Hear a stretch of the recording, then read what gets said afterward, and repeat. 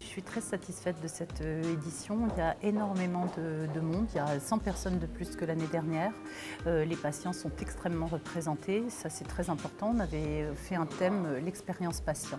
Nous avons tenu à avoir Frédéric Lemos car ça a été une très grande campagne. Son petit garçon a été sur la tour Montparnasse pendant tout le mois de septembre. C'est à la fois un sujet extrêmement important, mais en plus un sujet de com parce que ça a été emblématique. Moi, je n'avais jamais vu une campagne pareille, donc ça avait tout son sens dans notre festival. Je suis présente au Festival de la communication en santé parce que j'ai eu la chance d'être invitée pour parler lors d'une Speed Vision, donc c'était 7 minutes.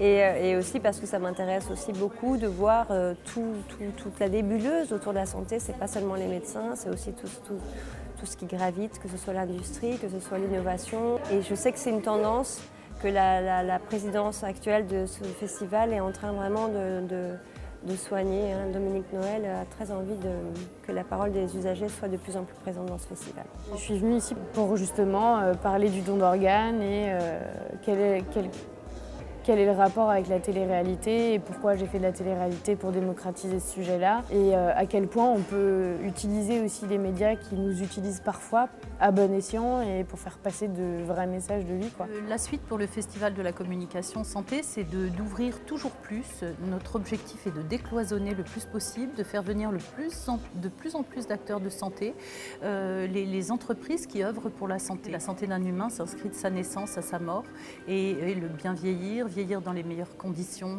de santé, c'est absolument essentiel.